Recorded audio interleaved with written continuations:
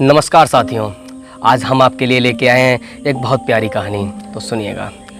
Hafeez Africa का एक किसान था। वह अपनी ज़िंदगी से बहुत खुश था। वह खुश इसलिए था क्योंकि वह संतुष्ट था, और वह संतुष्ट इसलिए था क्योंकि वह बहुत खुश था। एक दिन उसके पास एक अक्लमंद आदमी आया। उसने उसे हीरे के महत्व के बारे में बताया। उसने कहा, अगर आपके पास एक अंगूठे जितना हीरा हो तो आप अपने लिए पूरा शहर खरीद सकते हैं। अगर आपके पास एक मुट्ठी जितना हीरा हो तो शायद अपने लिए आप पूरा देश ही क्यों ना खरीद लें। हफीज़ उस रात सो नहीं सका। वह असंतुष्ट हो चुका था। सुबह होते ही उसने अपने खेतों को बेचने और अपने परिवार की देखभाल करने का इंतज़ाम किया और हीरे खोजने की तलाश में निकल पड़ा। उसने उन हीरों को पूरे अफ्रीका में खोजा, पर उसे नहीं पा सका।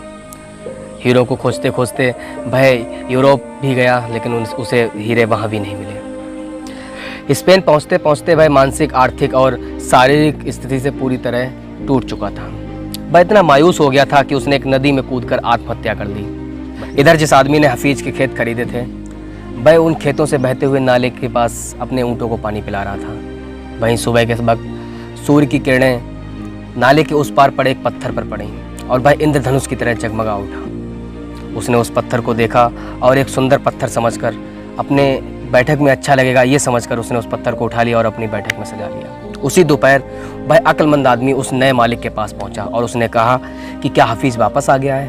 उस नए मालिक ने कहा, नहीं तो, पर आपने हमसे ये प्रश्न क्यों किया। तो उस अक्लमंद आदमी ने कहा, क्योंकि ये एक हीरा है और मैं इसे देखते ही पहचान जाता हूँ। उस नए मालिक ने कहा, नहीं, ये तो महज एक पत्थर है। हमारे खेत पे तो ऐसे बहुत सारे पत्थर पड़े हुए हैं, आओ मैं आपको दिखाता हूँ। वह आदमी उस नए मालिक के साथ खेत पे गया और उसने देखा, वहाँ उन पत्थरों को पड़े हुए देखा और नमूने के तौर पर उसने बहुत सारे वहाँ से पत्थर उठाए और उनको जांचने और परखने के लिए भेज दिया गया।